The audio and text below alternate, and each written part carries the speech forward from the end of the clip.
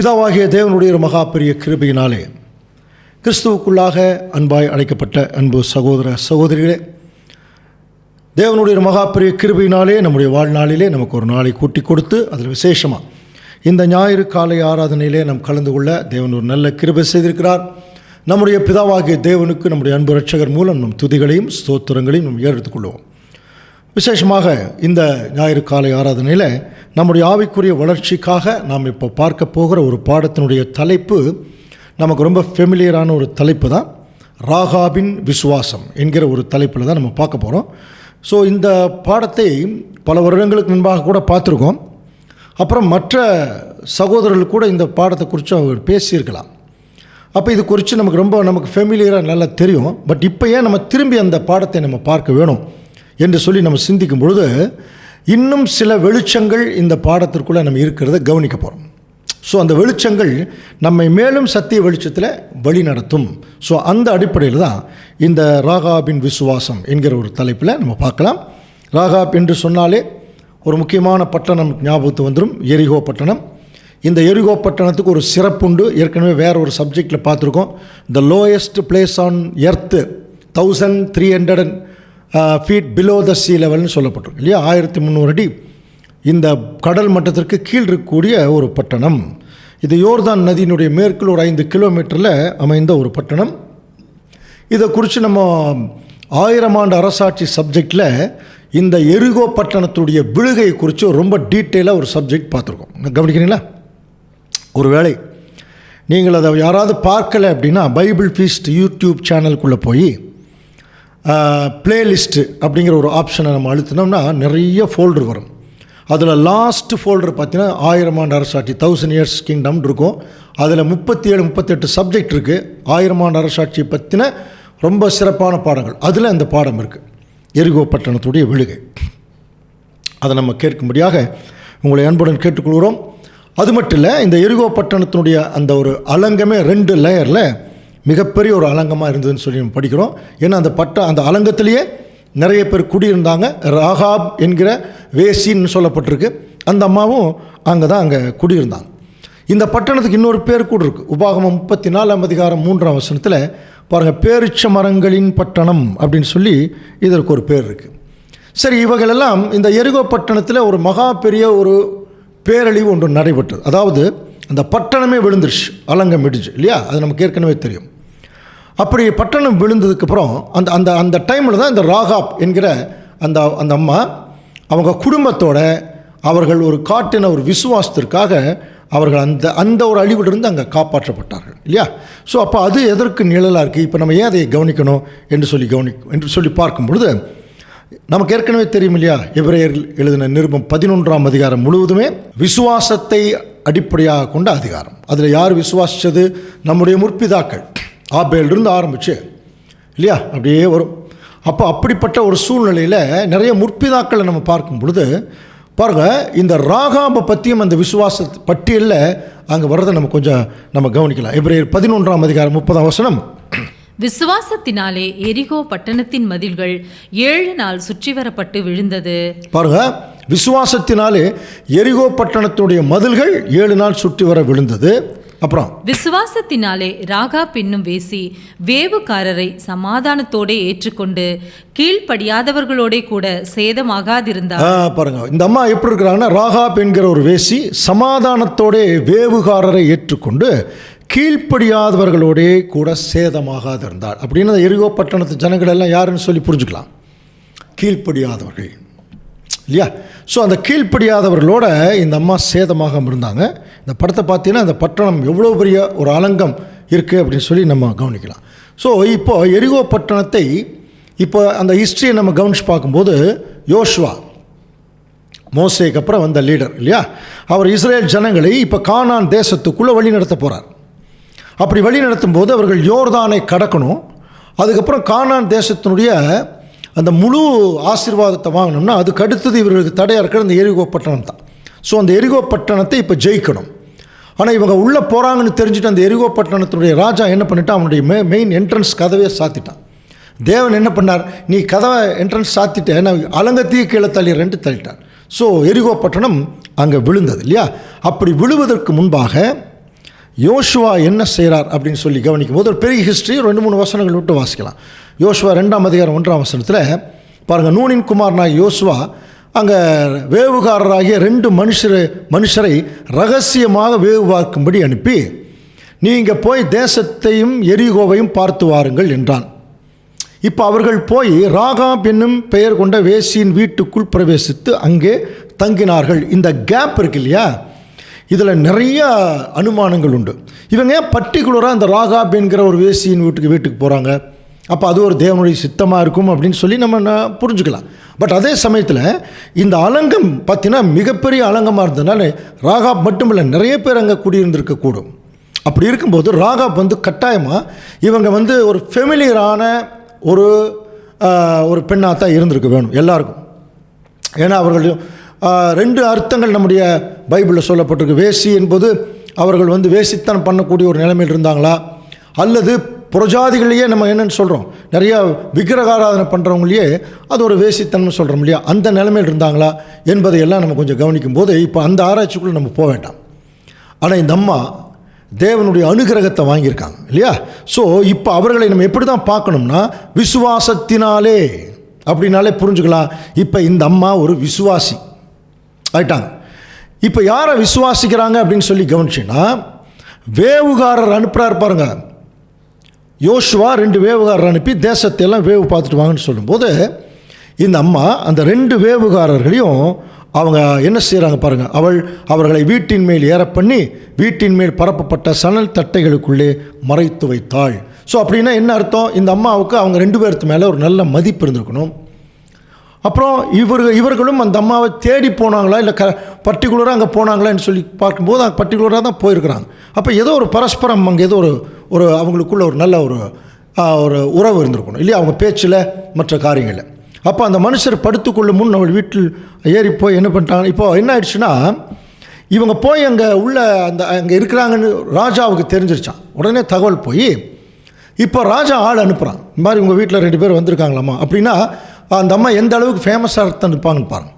உடனே அந்த ராகாப் வீடு எல்லாராலும் கண்காணிக்கப்படுற மாதிரி ஒரு இடமா இருந்திருக்க வேணும். அதனால தான் எல்லாரும் ரொம்ப ஈஸியாக இன்ஃப்ளூயன்ஸ் பண்ணுற மாதிரி ஒரு இடமா இருந்திருக்கு. அதனால தான் போய் அங்கே உங்கள் வீட்டுக்கு 2 பேர் வந்திருக்காங்க, யாருன்னு சொல்லுங்கள் அப்படின்னு சொல்லும்போது இந்த அம்மா அவர்களை தப்பிக்க வச்சுட்டார் இல்லையா. அந்த அம்மா அவங்க 2 பேர்த்தையும் அவங்க ஒழிச்சு மறைச்சி வச்சுட்டு தப்பிக்க வச்சுட்டாங்க. ஸோ இப்போ அவங்களும் போயிட்டாங்க. இப்போ போனதுக்கப்புறம் இந்த அம்மா அந்த வேவுகாரர்கிட்ட பேசுகிறாங்க. யோசுவா 2ஆம் அதிகாரம் 9ஆம் வசனம் வாசிக்கலாம். கர்த்தர் உங்களுக்கு தேசத்தை ஒப்பு கொடுத்தார் என்றும் உங்களை பற்றி எங்களுக்கு திகில் பிடித்திருக்கிறது என்றும் உங்களை குறித்து தேசத்து குடிகள் எல்லாரும் சோர்ந்து போனார்கள் என்றும் அறிவேன். இப்போ பார்த்தீங்கன்னா கர்த்தர் உங்களுக்கு தேசத்தை ஒப்பு கொடுத்தார் என்றும், எப்படி இப்போ தான் இவங்க தேசத்துக்குள்ளேயே போகிறாங்க பாருங்க. யோர்தானை அவங்க இன்னும் கடந்து இன்னுள்ள போனோம். ஆனால் முதல்ல இந்த அம்மா என்ன விசுவாசிச்சிருக்காங்க பாருங்கள். இனிமேல் நடக்க போகிறத விசுவாசிக்கிறாங்க. கர்த்தர் உங்களுக்கு தேசத்தை ஒப்பு கொடுத்தார். இன்னும் இவங்க உள்ளே போகல, கவனிக்கிறீங்களா?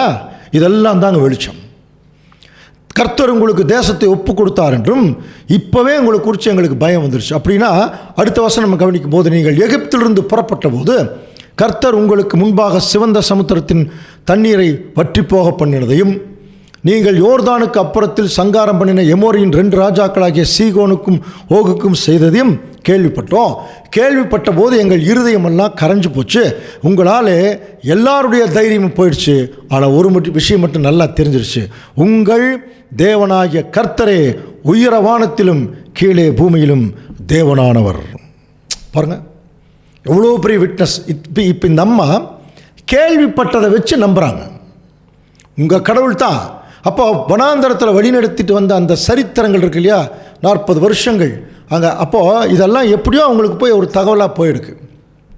ஏன்னா இவங்க எந்த தேசத்தை நோக்கி தான் வர்றாங்க, புரியுதுங்களா? இஸ்ரேல் தேசத்தை நோக்கி தான் வர்றாங்க. அப்போ இவர்கள் ஆக்சுவலாக எரிகோ பட்டணம் எங்கே இருக்குது? இஸ்ரேலுக்குள்ளே இருக்குது. அப்போ இதை அவர்கள் என்ன செய்கிறாங்க, அவர்கள் பார்க்கும் பொழுது அந்த பார்க்காமையே நம்பி இங்கே ஒரு அருமையான விட்னஸ் அங்கே பண்ணுறாங்க. அதுக்கப்புறம் இந்த அம்மா அந்த 2 வேவுகாரர்களையும் சேவ் பண்ணிடுச்சு. இப்போ இந்த அம்மா என்ன செய்கிறாங்கன்னா ஒரு காரியம் சொல்கிறாங்க பாருங்கள், வாசிக்கலாம். யோசுவா 2:12. இப்பொழுதும் நான் உங்களுக்கு தயவு செய்தபடியினால் நீங்களும் என் தகப்பன் குடும்பத்துக்கு தயவு செய்வோம் என்று கர்த்தர் பேரில் எனக்கு ஆணை. இப்போ பாருங்க, உங்களுக்கு நான் காப்பாற்றிட்டோம், அதனால் எங்களையும் நீங்கள் என்ன பண்ணிருங்க, எங்கள் தகப்பன் குடும்பம், என்னை மட்டும் காப்பாற்றிருங்கன்னு சொல்லலை, எங்களுடைய தகப்பனுடைய குடும்பம் இங்கே இருக்குது, இந்த குடும்பத்தை என்ன பண்ணிடுங்க, காப்பாற்றிருங்க. இப்போ இதில் என்ன ஒரு கேள்வி கேட்கலன்னா, அப்போ இந்த அம்மாவுக்கு வந்து சுயநலமாக இருக்குமோ? காப்பாற்றிருங்க அப்படிங்கிற ஒரு காரியம் என்ன? இப்பொழுதும் நான் உங்களுக்கு தயவு செய்தபடியால் நீங்கள் என் தகப்பன் குடும்பத்துக்கு தயவு செய்வோம் என்று சொல்லி நீங்கள் ஆணையிட்டு கொடுங்க அப்படிங்கிற போது, இப்போ இந்த வேவுகாரர்கள் மெயினாக என்ன சொல்லியிருப்பாங்கன்னு நமக்கு நல்லா தெரியும் இல்லையா? வேவுகாரர்கள் வேவு பார்க்க வந்ததே பட்டணம் எப்படி இருக்குது, அடுத்தது பின்னாடி ஒரு பெட்டாலியன் வரப்போகுது, ஒரு மகா பெரிய அழிவுக்குள்ளே இந்த பட்டணம் அங்கே போக போகுது அப்படிங்கிறதையும் அவங்க சொல்லியிருக்கணும். அதனால தான் அவங்க அந்த அம்மா சொல்கிறாங்க பாருங்கள், நீங்கள் என் தகப்பனையும் தாயையும் சகோதரையும் சகோதரிகளையும் அவர்களுக்கு உண்டான எல்லாவற்றையும் உயிரோடு வைத்து எங்கள் ஜீவனை சாவுக்கு தப்பு வைக்கும்படி எனக்கு நிச்சயமான அடையாளத்தை நீங்கள் கொடுங்க அப்படின்னு என்ன அர்த்தம்? இப்போ ஒரு பேரழிவு இங்கே வரப்போகுது என்று சொல்லி இவர்கள் சொன்னதை இப்போ இந்த அம்மா முழுசாக என்ன ஆயிட்டாங்க, நம்பிட்டாங்க. முழுசாக விசுவாசத்தினால தான் இந்த அழிவிலிருந்து எங்களையும் எங்கள் குடும்பத்தையும் எங்கள் காப்பாற்றிருங்க, பரஸ்பரம் காப்பாற்றிருங்க அப்படிங்கிற மாதிரி ஒரு சிந்தனை இருக்குமா? அல்லது அதாவது ஒரு சுயநலத்தில் இப்போ ஒரு அழிவு வரப்போகுதுன்னு இவங்க சொல்லிட்டாங்க, நம்பிட்டாங்க, இந்த அம்மா நம்பிட்டாங்க. ஆனாலும் இந்த அழிவிலிருந்து எங்களை காப்பாற்றுங்க அப்படிங்கிற ஒரு அடிப்படையிலான விசுவாசமா? அல்ல அதுக்கு முன்னாடி சொன்னாங்க பாருங்கள், பூமியிலே வானத்திலே உங்கள் தேவனாய் கர்த்தர் ஒருவரே கர்த்தர். அப்போ அந்த அம்மா என்ன முடிவுக்கு வந்திருக்க வேணும்னா, அந்த தேவனை தொழுது கொள்வதற்கான முடிவுக்கு வேணும். நானும் என் குடும்பமோ வென்றால் அந்த தேவனை சேவிப்போம் அப்படின்னு ஏற்கனவே வசனம் வேற ஒரு பக்கம் படிச்சிருக்கணும் இல்லையா? அந்த மாதிரி இந்த அம்மா ஒரு மனமாற்றத்திற்குள்ளே வந்திருக்கணும். மனமாற்றத்துக்குள்ளே என்னைக்கு ஒரு மனுஷன் வர்றானோ அப்போவே தேவனுடைய சார்பாக ஒரு அஷூரன்ஸ் கொடுக்கப்படும். இப்போ அந்த அஷூரன்ஸ் அங்கே கிடைக்குது பாருங்கள். யோசுவா 2:14 வாசிக்கலாம். அப்பொழுது அந்த மனுஷர் அவளை நோக்கி, எங்கள் ஜீவனே உங்கள் ஜீவனுக்கு ஈடு. பார்த்தீங்கன்னா என்ன சொல்கிறேன், எங்கள் ஜீவனே உங்கள் ஜீவன் அப்படின்னு என்ன அர்த்தம்? உங்கள் உயிரும் எங்கள் உயிரும் வேற இல்லை, இந்த ஈடுபலி ஈக்குவல் மாதிரி சொல்கிறாங்க. அப்புறம் நீங்கள் எங்கள் காரியத்தை வெளிப்படுத்த இருந்தால் கர்த்தர் எங்களுக்கு தேசத்தை கொடுக்கும்போது நாங்கள் தயவும் சத்தியமும் பாராட்டுவோம். பாருங்கள், உங்களுக்கு எல்லாத்தையும் நாங்கள் செஞ்சு கொடுப்போம். ஸோ இந்த பரஸ்பரம் இந்த ஒரு நல்ல ஒரு உடன்படிக்கை முடியுது. அப்பொழுது அவர்கள் கயிற்றினாலே ஜன்னல் வழியாக இறக்கிவிட்டாள். அவள் வீடு அலங்கத்தின் மதில் இருந்தது, அலங்கத்திலே அவள் குடியிருந்தாள். அப்போ நமக்கு நல்லா தெரியும் அதை எவ்வளோ பெரிய ஒரு அலங்கமாக இருந்திருக்க வேணும் பாருங்கள். கயிற்றில் அவங்கள இறக்கி விட்டாங்க. அப்போது போகிற போது ஒரு முக்கியமான விஷயம் அங்கே அவங்க சொல்லிட்டு போகிறாங்க. என்னென்னு சொல்கிறாங்கன்னு பாருங்கள்.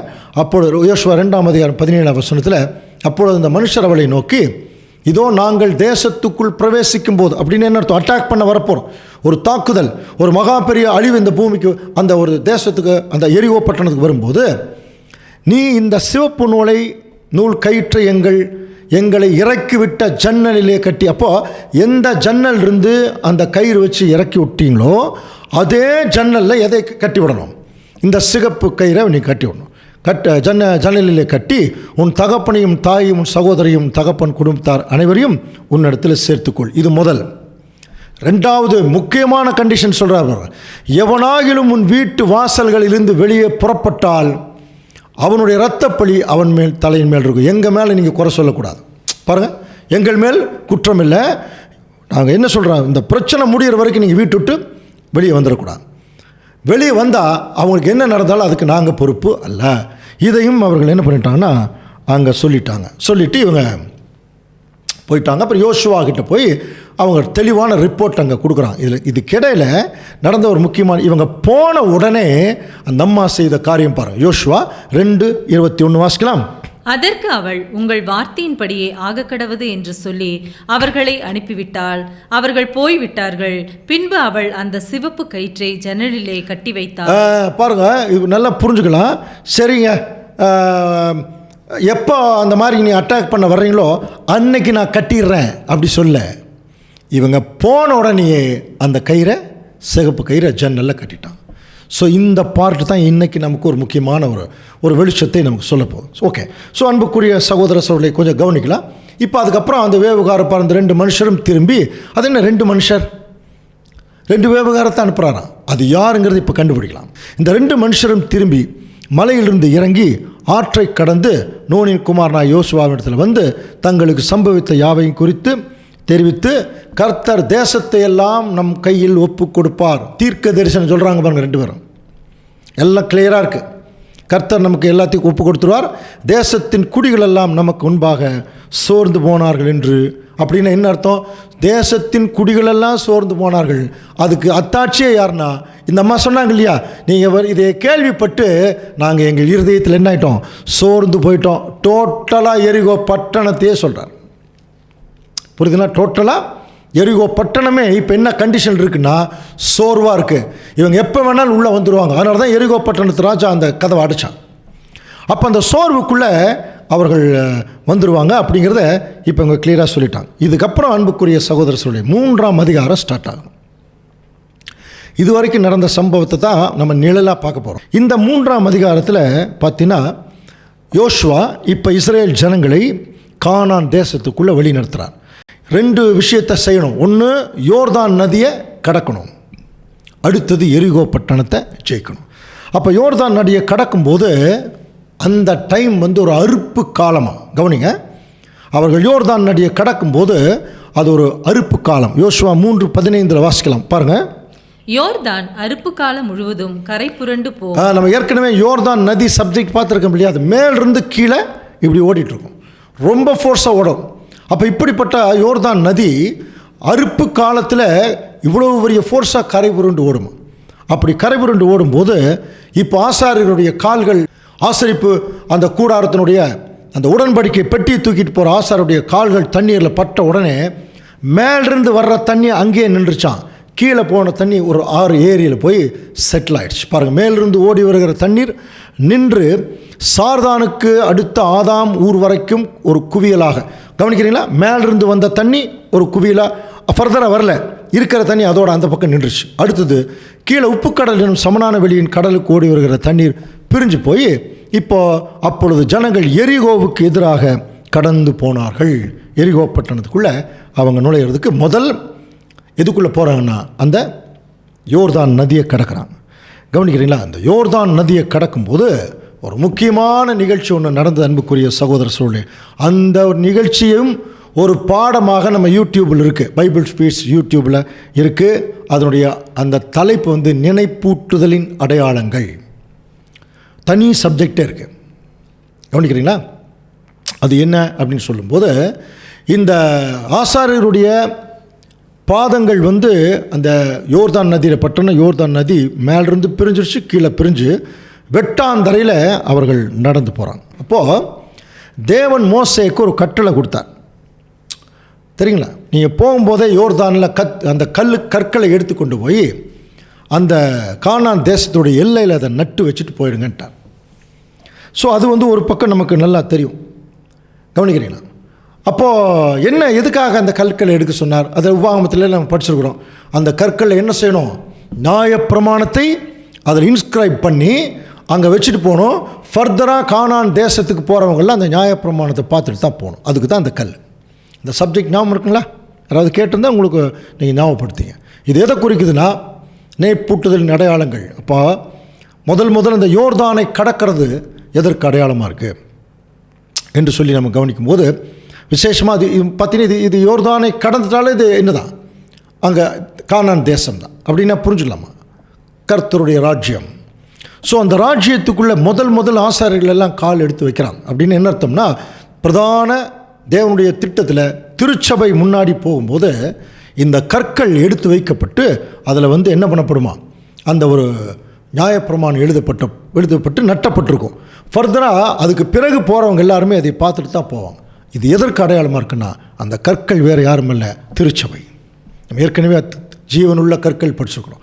ஸோ இந்த பூமியிலேயே திருச்சபை தங்களுடைய உள்ளத்தில் நியாயப்பிரமாணம், தேவனுடைய பிரமாணத்தின்படி வாழ்ந்திருப்பாங்க இல்லையா, இவர்களை தான் நட்டு வைக்க போகிறாரா. அப்படின்னு என்ன அர்த்தம்? கண்ணுக்கு தெரிகிற ராஜ்யம் இந்த உலகத்தில் வரும்போது உலக ஜனங்கள் எல்லாம் கானான் தேசம் என்கிற கண்ணுக்கு தெரிகிற ராஜ்யத்தில் என்ட்ராகும்போது அவங்களுக்கு முன்பாக நியாய பிரமாணங்களாக நிற்பாங்களா 1,44,000 பேர். இவங்களை பார்த்து படிச்சுட்டு அதுக்கப்புறம் தான் உள்ளே போகணும். அதுதான் அந்த சப்ஜெக்டினுடைய ஒரு சாராம்சம்.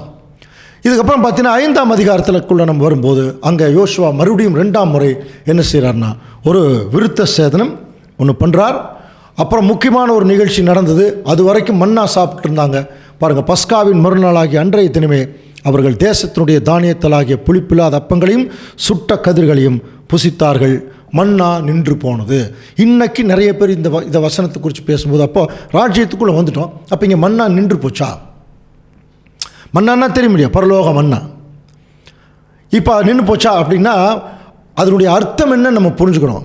இத்தனை காலங்கள் தேவன் நம்ம கொடுத்த சத்தியங்கள் நம்மக்கிட்ட தான் இருக்குது, புரியுதுங்களா? இனி புதுசாக நமக்கு ஒன்றும் தர வேண்டிய அவசியம் இல்லை. இப்போ கூட போய் பாருங்கள், இதே சப்ஜெக்டை நம்ம ஒரு உதாரணம் எடுத்துக்கிட்டால் இதுக்கு முன்னாடி நம்ம பார்த்த ஒரு கோணத்தை விட இப்போ நம்ம பார்க்க போகிற கோணம் கொஞ்சம் வெளிச்சம் ஜாஸ்தியாக இருக்கும். அப்போ ஏற்கனவே இது இருக்குது, புதுசாக இன்னொரு சப்ஜெக்டை நமக்கு தேவையில்லை. இதே பாடத்தை இன்னும் கொஞ்சம் வெளிச்சத்தோடு நம்ம பார்க்கலாம். ஸோ இதுதான். அப்போ தேவன் வந்து எல்லாத்தையும் கொடுத்து முடிச்சுட்டாருங்க. ரெவலேஷன்லேருந்து நம்ம பேசியாச்சு, புரியுங்களா? எசேக்கியேல் தீர்க்க தரிசனம் பேசியாச்சு, தானியேல் தீர்க்க தரிசனம் பேசியாச்சு, சகரியா தீர்க்க தரிசனம் பேசியாச்சு, 1000 ஆண்டு அரசாட்சி குறித்து பேசியாச்சு.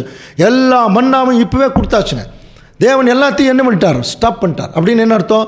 இப்போ இனி இதை வச்சுட்டு தான் என்ன பண்ணுவோம் நம்ம சைடு. இனி கானான் தேசத்தினுடைய பலனை தான் அங்கே புசிக்கணும். இப்போது இந்த மாதிரி ஒரு சூழ்நிலை தான் இன்றைக்கி நம்ம வாழ்ந்துட்டுருக்குறோம். ஸோ இப்படியாக இவர்கள் கானான் தேசத்துக்குள்ளே புந்தாச்சு. இப்போது எரிகோ பட்டணம் இவர்களுக்கு முன்பாக அடைக்கப்பட்டிருந்தது. இந்த அடைக்கப்பட்ட எரிகோ பட்டணத்தை எப்படி ஜெயிக்கப்பட்டது நமக்கு நல்லா தெரியும் இல்லையா? யோசுவா ஆசாரியர்கள் எல்லாரும் 7 நாள் சுற்றி வந்தாங்க. 7ஆவது நாள் 7 முறை சுற்றி வந்தாங்க. சுற்றி வந்து சும்மா வந்தாங்களா? எக்கால மூதி ஆர்ப்பரித்தாள். படித்தோம் இல்லையா? யோசுவா 6:20 வாசிக்கலாம். எக்காலங்களை ஊதுகையில் ஜனங்கள் ஆர்ப்பரித்தார்கள். எக்கால சத்தத்தை ஜனங்கள் கேட்டு மகா ஆரவாரத்தோடே முழங்குகையில் அலங்கம் இடிந்து விழுந்தது.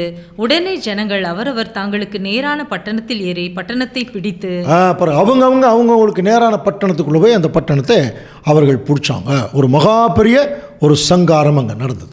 ஒரு மிக பெரிய ஆரவாரம், எக்கால மூதுனாங்க அங்கே. அப்போ என்ன நடந்திருக்கு வேணும்?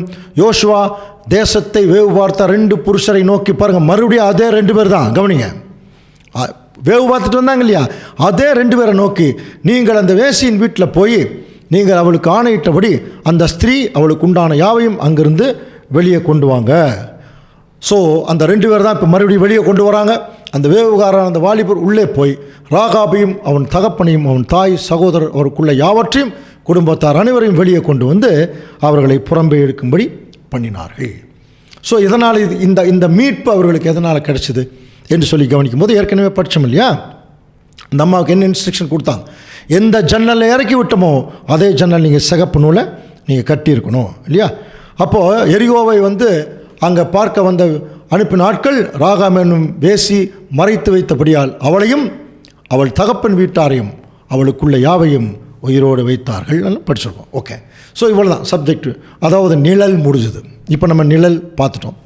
இனி அடுத்தது என்ன பார்க்க போகிறோம்? அதனுடைய பொருள் பார்க்க போகிறோம்.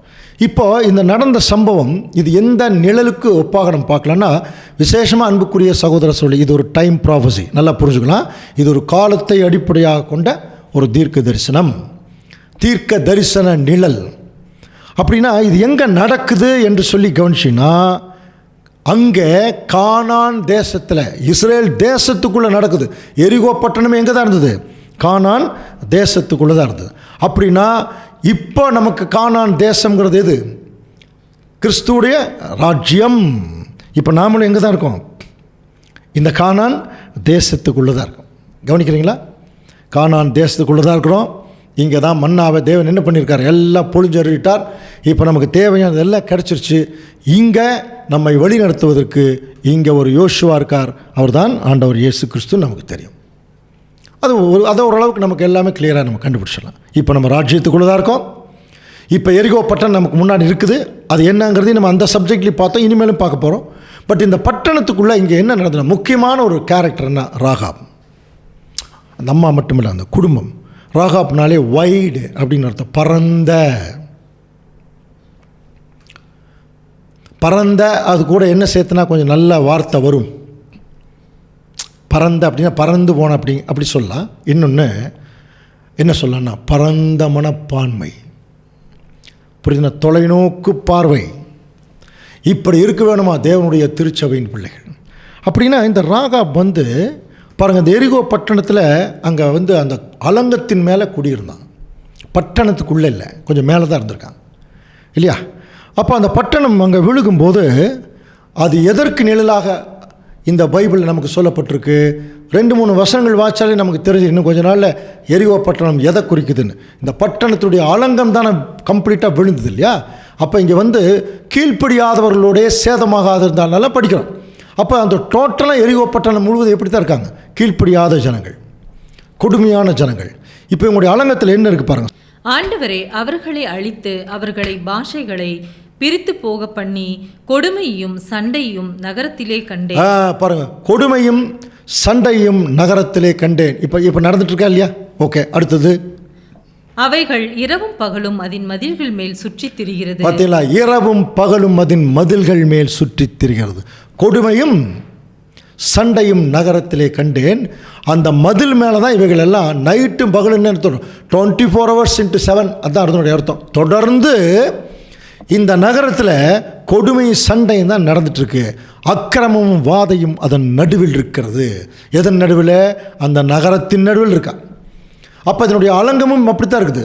நகரம் அப்படின்னா என்ன புரிஞ்சுக்கலாம்? இந்த நகரம் என்பது ஏதோ ஒரு விஷயத்தை வச்சுக்கலாமே, அதனுடைய அந்த அலங்கம் என்பது ஒரு பாதுகாப்பு. புரியுதுல? அலங்கம் என்பது ஒரு பாதுகாப்பு. அப்போது இந்த நகரம் என்பது டோட்டல் இந்த உலகத்தை இது குறிக்கிறதா இருந்தால், உலகத்தினுடைய அழிவை பற்றி தான் இப்போ பேசிகிட்டு இருக்கிறோம், குளிக்கிறதா இருந்தால், இப்போ இந்த டோட்டல் உலகத்துக்கு பாதுகாப்பாக அரணாக இன்றைக்கி யார் இருக்கிறதாக நினைத்து கொண்டிருக்கிறாங்கன்னா, இன்றைக்கி இருக்கக்கூடிய அரசியல்வாதிகளும் பெரும் பணக்காரர்களும். இவங்க தான் நம்முடைய கண்ட்ரோலில் தான் இவங்க எல்லாம் இருக்காங்க. ஆனால் அதுதான் அந்த அலங்கம். இந்த அலங்கம் தாங்க இடிஞ்சு விழப்போகுது. இன்னும் கொஞ்ச நாள் பயங்கரமான இடிஞ்சு விழப்போகுது. அப்போ அங்கே என்ன இருக்குன்னா, கொடுமை இருக்குது, சண்டை இருக்குது, தொடர்ந்து இருக்குது, அக்கிரமம் இருக்குது, வாதை இருக்குது. பாருங்கள், அதனால தான் நீதிமொழிகளின் புஸ்தகத்தில் 18ஆம் அதிகாரம் 11ஆம் வசனம், ஐஸ்வர்யவானுடைய பொருள் அவனுக்கு அரணான பட்டணம். பார்த்தீங்களா? ஐஸ்வர்யவானுடைய பொருள் அவனுக்கு அரணான பட்டணம். அது அவன் எண்ணத்தில் உயர்ந்த மதில் போல் இருக்கும். இதைத்தாங்க அவன் பெரிய மதில் நினச்சிட்டு இருக்கான். அழிவு வருமுன் மனுஷனுடைய இருதயம் இருமாப்பாய் இருக்கும், மேன்மைக்கு முன்னானது தாழ்மை. பார்த்தீங்களா? அழிவு வர்றதுக்கு முன்னாடி இருமாப்பாக இருப்பான். எல்லாரும் இன்னைக்கு அப்படித்தான் இருக்கான். ஐஸ்வர்யனுடைய பொருள் அவன் அந்த ஐஸ்வர்யத்தை ஒரு அரண் மாதிரி நினச்சிட்டு இருக்கான். தேவன் இந்த அரணையே தகர்க்க போகிறார். ஏசாயா 22ஆம் அதிகாரம் 5ஆம் வசனத்தில், சேனைகளின் கர்த்தராகிய ஆண்டவரே, இது தரிசன பள்ளத்தாக்கிலே அமளியும் மிதியுண்குதலும் கலக்கமும் உள்ள நாளாக இருக்கிறது. இது அலங்கத்தை தகர்த்து பர்வதத்துக்கு நேரே ஆர்ப்பரிக்கும் நாளாக இருக்கிறது. புரியுதுங்களா? ஸோ இது எதை குறிக்குதுன்னா, இன்றைக்கு இருக்கக்கூடிய உலகம், இந்த உலகத்திற்கு வரப்போகிற பேரழிவு. இப்போ எரிகோ பட்டணம் புரியுதுங்களா? எரிகோ பட்டணம் இந்த உலகத்திற்கு நிழலாக இருக்கிறது. இந்த எரிகோ பட்டணத்து ராஜா சாத்தானுக்கு நிழலாக இருக்கான். அவன் என்ன பண்ணுறான் பாருங்கள், யோசுவா உள்ளே வரக்கூடாதபடிக்கு அவன் தடுத்து வச்சிட்டானா. என்ட்ரன்ஸ் கேட்டே என்ன பண்ணியிருக்கான்? என்ட்ரன்ஸே மூடிட்டான். யோசுவா என்ன பண்ணிட்டாருனா, நீ என்ட்ரன்ஸ் தான் நான் மூடுற, என்ட்ரன்ஸை தவிர எல்லா அலங்கத்தையும் நான் கம்ப்ளீட்டாக எடுத்துறேன்ட்டான். புரியுதுங்களா? அப்போ ஆண்டவர் இயேசு கிறிஸ்து என்ன பண்ணியிருக்கார்? சாத்தான் எனக்கு என்னென்ன முட்டுக்கட்டைகள் போட்டு வச்சுருந்தானோ, இந்த 4 வகையான அந்த ஒரு அமைப்பு படிக்கிறோம் இல்லையா, அரசியல், பொருளாதாரம், சமுதாயம், மதம், இதை ஒரு மகா பெரிய ஆயுதமாக பயன்படுத்தி ஆண்டவர் இயேசு கிறிஸ்து பிரசன்னமாகிற வரைக்கும் இந்த உலக ஜனங்களை அவன் ரொம்ப கொடுமைப்படுத்திட்டான். புரியுதுங்களா? ராஜாக்களால், ஜமீன்தார்களால், சட்டங்களால், பேராசை பிடிச்சவர்களால், இவங்கெல்லாம் சாத்தானுக்கு அடிமைகள். இவர்கள் மூலமாக எக்கச்சக்கமான பிரச்சனைகள் கொண்டு வந்தாங்க. கிறிஸ்து வந்த உடனே என்ன ஆயிடுச்சு? இப்போ அப்படியே ஜனநாயகம் அடுத்த ஸ்டேஜுக்கு போகுது. பாருங்கள், எல்லா நாடுகளுக்கும் சுதந்திரம் கிடைக்குது. பட் அது வேற ஒரு ஸ்டேஜுக்கு போனால் கூட இப்போ அது அடுத்த ராஜ்யத்தினுடைய தேவையை அதை பூர்த்தி செய்யணும்னா சுதந்திரமாக சிந்திக்க ஆரம்பிக்கணும் மனுஷன். நாம் இந்த உலகத்தையெல்லாம் நம்பி இனி பிரயோஜனம் இல்லை. நம்ம கும்பிடக்கூடிய கடவுள்களை நம்பி பிரயோஜனம் இல்லை. நம்ம நம்பின அரசியல்வாதி நம்பி பிரயோஜனம் இல்லை. கடைசியாக நம்முடைய டெக்னாலஜி நம்பி நம்ம பிரயோஜனம் இல்லை என்று சொல்லக்கூடிய அளவுக்கு இன்றைக்கி ஆண்டவர் இயேசு கிறிஸ்துடைய ராஜ்யத்தினுடைய தாக்கம் இந்த பூமிக்குள் இருக்குது. இதைத்தான் வெளிப்படுத்தல் 11ஆம் அதிகாரம் 15ஆம் வசனத்தில் வாசிக்கலாம். ஏழாம் தூதன் எக்காலம் ஊதினான். அப்பொழுது உலகத்தின் ராஜ்யங்கள் நம்முடைய கர்த்தருக்கும் அவருடைய கிறிஸ்துவுக்கும் உரிய ராஜ்யங்கள் ஏற்கனவே டிரான்ஸ்ஃபர் ஆஃப் த கிங்டம் ஏற்கனவே நம்ம 1000 ஆண்டு சப்ஜெக்ட் படிச்சிட்டோம். ஏழாம் தூதனுடைய சத்தத்தின் நாட்களில் தான் நம்ம இருக்கிறோம். நமக்கு நல்லா தெரியும், ஏழாம் தூதன் நம்முடைய மூத்த சகோதரர் ரசல் பிரதர், அவருடைய சத்தத்தின் நாட்கள் என்ன, அவருடைய சத்தியங்களுடைய எக்கோ டைம். இப்போ அந்த எக்கோ தான் அடிச்சுட்டு இருக்குது. ரீப்ரிண்ட்ஸ் ஆகவும், அப்புறம் வால்யூம்ஸ் ஆகவும், ஹார்வெஸ்ட் கிளீனிங்ஸ் ஆகவும், இந்த மாதிரி நிறைய புஸ்தகங்கள் வந்துகிட்டே இருக்குது. அப்போ அந்த எக்கோ, அந்த சத்தத்தின் நாட்கள் இருக்கிறோம். இங்கே என்ன நடக்குதுன்னா, டிரான்ஸ்ஃபர் ஆஃப் த கிங்டம், சாத்தான் கையிலிருந்து ஆண்டவர் இயேசு கிறிஸ்துவுக்கும் அவருடைய திருச்சபையின் கைக்கும் அது வருது. அப்போ திடீர்னு புடுங்கினா விடுவானா? விட மாட்டான். அதனால தான் அடுத்த வசனம் பாருங்கள், ஜாதிகள் கோபித்தார்கள், அப்பொழுது உம்முடைய கோபம் மூண்டது, மரித்தோர் நியாய தீர்ப்படைவதற்கும் தீர்க்கதரிசிகளாகிய உம்முடைய ஊழியக்காரருக்கும் பரிசுத்தவான்களுக்கும் உமது நாமத்தின் மேல் பயபக்தியாக இருந்த சிறியோர் பெரியோருக்கும் பலனளிக்கிறதற்கும், அடுத்த வசனம் ரொம்ப முக்கியம், பூமியை கெடுத்தவர்களை கெடுக்கிறதற்கும் காலம் வந்தது என்று சொல்லி தேவனை தொழுது கொண்டார்கள். இப்போ நம்ம இருக்கக்கூடிய காலம். அதனால தான் அதில் 19ஆம் வசனத்தில் பார்த்தீங்கன்னா, அப்பொழுது பரலோகத்திலே தேவனுடைய ஆலயம் திறக்கப்பட்டது, அவருடைய ஆலயத்திலே அவருடைய உடன்படிக்கையின் பெட்டி காணப்பட்டது. அப்பொழுது மின்னல்களும் சத்தங்களும் இடிமுழக்கங்களும் பூமி அதிர்ச்சியும் பெரும் கல்மழையும் உண்டாயின. ஸோ இன்னைக்கு இந்த பூமி அதிர்ச்சியை நம்ம இன்றைக்கி பார்த்து கொண்டிருக்கிறோம். பூமி 2 தடவை அதிர்ந்திருக்கு. 1ஆம் உலக யுத்தம், 2ஆம் உலக யுத்தம். 3ஆவது அதிரும்போது டோட்டல் டிஸ்ட்ரக்ஷன், மொத்த அழிவுக்குள்ள இந்த அமைப்புகள் எல்லாமே போயிடும். ஸோ எரிகோ பட்டணம் இப்படியாக விழப்போகிறது. இதே எரிகோ பட்டணத்தில் விழும் பொழுது ராகாப் அப்படிங்கிற அந்த அம்மா இருந்தாங்க இல்லையா, அப்போ அந்த அம்மா யாருக்கு நிழலாக சொல்லப்பட்டிருக்காங்க என்று சொல்லி கவனிக்கும்போது, ரொம்ப நாளைக்கு முன்னாடி மூத்த சகோதரர்கள் எல்லாருமே 2 ஆப்ஷன் கொடுத்தாங்க. ஒரு ஆப்ஷன் வந்து, அதாவது அந்த அழிவு மத்தியில் இருக்கக்கூடிய திரள் கூட்டம், அவங்க தான் ராகாப்புக்கு நிழல். அது கூட நம்ம ஏற்கனவே அந்த எரிகோ சப்ஜெக்டில் பேசியிருக்கோம். அது வந்து கட்டாயமாக அது உண்மைதான். ஏன்னா அந்த அழிவிலிருந்தும் தேவன் என்ன செய்கிறார், திரள் கூட்டத்தை அங்கே காப்பாற்றுறார். அதில் எந்த டவுட்டுமே வேண்டாம். ஒரு சில மூத்த சகோதரர்கள் முற்பிதாக்கள்னு கூட சில பேர் சஜஸ்ட் பண்ணாங்க. சரி, இப்போ இந்த சஜஷன் எல்லாமே பார்த்திங்கன்னா நம்ம வேத வசனங்களின் அடிப்படையில், தேவனுடைய திட்டங்களின் அடிப்படையில் தான் நம்ம பார்த்துட்ருக்குறோம். இவைகளெல்லாம் இதை பார்க்கும் பொழுது நம்முடைய விசுவாசத்தை இது என்ன பண்ணும், அதிகப்படுத்தணும் இல்லையா? அப்போ நம்முடைய விசுவாசத்தை அதிகப்படுத்தணும்னா, இப்போ இந்த ராகாப் என்கிற இந்த அம்மா அலங்கத்தின் மேல் குடியிருக்கிறாங்க. இப்போ இவர்கள் வந்து திரள் கூட்டத்திற்கு அடையாளமாக இருக்கிறதுக்கு வாய்ப்பு இருக்கா? இருக்குது, கட்டாயமாக இருக்குது. இப்போ இதே இந்த அம்மாவை ஒருவேளை, இப்போ நான் சொல்கிறது கொஞ்சம் உற்று கவனிங்க, கடைசி கால திருச்சபைக்கு ஒப்பிட்டு பேச முடியுமா அப்படின்னு ஒரு கேள்வி. இதே ராகாப் என்கிற இந்த அம்மாவை கடைசி காலத்தில் இருக்கிற தேவனுடைய திருச்சபைக்கு ஒப்பிட்டு பேச முடியுமா? இது எந்த அடிப்படையில் நம்ம உள்ளே போகலான்னு சொல்லி கவனிச்சின்னா, அதாவது நம்ம வந்து பல தீர்க்க தரிசனங்களை கடந்த காலங்களில், ஒரு வீடு இருக்குதுன்னு வச்சுங்களேன், வீட்டுக்கு வெளியிருந்து ஜன்னல் வழியாக உள்ளே பார்க்குறது, கதவு வழியாக உள்ளே பார்க்குறது, அப்புறம் பின்னாடி வந்து பார்க்குறது, அப்போ சில காட்சிகள் நமக்கு தெரியும். அந்த காட்சிகளுக்கு பேஸ் வசனம் இருக்கும். அதை பேஸ் பண்ணி சில தீர்க்க தரிசனங்களை நம்ம பார்த்துட்டு இருந்தோம். அது சரியான ஒரு கோணம் தான்.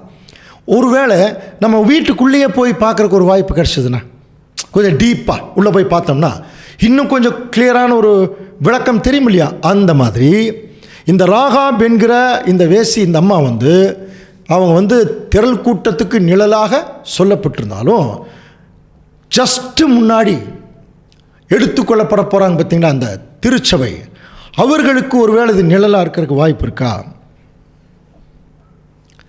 ஏன் ராகாப் என்கிற வேசியை திரள் கூட்டத்துக்கு ஒப்பிட்டு சொல்கிறோம்?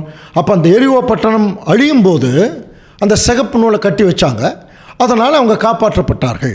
அப்போ இதுக்கு நமக்கு ஏற்கனவே வெளிப்படுத்தல் 7ஆம் அதிகாரத்தில் நம்ம படிச்சுக்க முடியும், இவர்கள் ஆட்டுக்குட்டியின் இரத்தத்தினாலே தோய்த்து வெளுத்தவர்கள், இவர்கள் மிகுந்த உபத்திரவத்துக்கு வந்தவர்கள் அப்படிங்கிற ஒரு விளக்கமெல்லாம் அது சரியான விளக்கம், அதில் எந்த டவுட்டுமே வேண்டாம். கவனிக்கிறீங்களா? சரியான விளக்கம் தான். ஸோ இப்போ அந்த ராகாப் என்கிற, அப்போது இவர்கள் திரள் கூட்டத்துக்கு மட்டும்தான் பொருந்துவார்களா என்று சொல்லி கவனிக்கும்போது இன்னும் கொஞ்சம் உள்ளே போனீங்கன்னா, இந்த ராகாப் என்கிற இந்த அம்மா இந்த கயிறை கட்டினாங்க பார்த்தீங்களா, இந்த கயிறு எப்போ கட்டினாங்கங்கிறது ரொம்ப முக்கியம். அதாவது அந்த அழிவு வரும்போது ஜன்னலில் கட்டினாங்களா அல்லது அதுக்கு முன்பாகவே கட்டிட்டாங்களா தான் கேள்வி. இப்போ ஒரு வசனம் படித்தோம்னா அது கிளியர் ஆகிடும். யோசுவா 2:21 வாசிக்கலாம். அதற்கு அவள், உங்கள் வார்த்தையின்படியே ஆக கடவது என்று சொல்லி அவர்களை அனுப்பிவிட்டாள். அவர்கள் போய்விட்டார்கள். பின்பு அவள் அந்த சிவப்பு கயிற்றை ஜன்னலிலே கட்டி வைத்தாள். எப்போ கட்டினாங்க? அவர்கள் அழிவு வரும்போது கட்டினாங்களா இல்லை இவங்க போனோடனே கட்டிட்டாங்களா? அப்படிங்கிற போது இவர்கள் போன உடனே அந்த அம்மா அப்போவே கட்டிட்டாங்க சிகப்பு நூலை. கவனிக்கிறீங்களா? அதுக்கப்புறம் தான் இவர்கள் உள்ளே வர்றாங்க. அப்புறம் எரிகோ பட்டணம் விழுகுது. அதுக்கப்புறம் இந்த காரியங்கள் எல்லாம் நடக்குது இல்லையா? அப்போது இதை எப்படி புரிஞ்சுக்கலான்னா, அப்போது அந்த அந்த பட்டணம் விழுவதற்கு முன்பாகவே சிகப்பு நூலை கட்டி வச்சுருக்காங்க அப்படின்னா அது யாராக இருக்கும்? அவர்கள் தாங்க கடைசி கால the last days, the last and final பார்ட்டில் இருக்கிற கடைசி கால திருச்சபை. இதில் ஒரு சின்ன கிளாரிஃபிகேஷன் இருக்குது. வெளிப்படுத்தல் 7ஆம் அதிகாரத்தில் அந்த 4 காற்றுகள் 4 தூதர்கள் பிடிச்சிட்ருக்குறாங்க. அதை விட்டாங்கன்னா அந்த பூமியெல்லாம் அழிச்சிரும். அப்போ நம்ம என்ன அந்த பாடத்துல எல்லாம் அநேக தரம் பேசியிருக்கோம்னா, அந்த 1,44,000 பேருடைய நெற்றிகளில் முத்திரை போட்டு தீரும் அளவும் நீங்கள் அதை சேதப்படுத்த வேண்டாம் அப்படின்னு சொல்லப்பட்டிருக்கு. ஓகே, அப்போது ஒருவேளை 1,44,000 பேர் செலக்ட் ஆகிட்டாங்கன்னா இந்த 4 காற்றுகளும் விடப்படும். அப்போது அதனுடைய கன்க்ளூஷன் என்னென்னா, இந்த பூமியில் ஒரு மகா பெரிய பேரழிவு வர்றதுக்கு முன்னாலேயே திருச்சபையின் பிள்ளைகளை அவர் என்ன செய்கிறார்னா செலெக்ஷன் முடிச்சிருவார் அப்படிங்கிறது அதனுடைய அர்த்தம். ஏசாயா 57ஆம் அதிகாரம் 1ஆம் வசனம் கூட அது நமக்கு சொல்லும். நீதிமான் மடிந்து போகிறான், தீங்கு வருவதற்கு முன்பே நீதிமான் எடுத்துக்கொள்ளப்படுகிறான் என்பதை சிந்திப்பார் ஒருவரும் இல்லைன்னு இருக்கும். ஓகே, இந்த வசனங்களெல்லாம் நம்ம கொஞ்சம் கவனிச்சுட்டு இருக்கும்போது அடுத்தது எலியாவுடைய நிழலை குறித்து நம்ம ஏற்கனவே பார்க்கும்போது எலியா சுழல் காற்றிலே எடுத்துக்கொள்ளப்பட்டார்னு தான் இருக்குமே ஒழிய சுழல் காற்று வருவதற்கு முன்பாக எடுத்துக்கொள்ளப்பட்டார்னு இருக்கார். கவனிக்கிறீங்களா?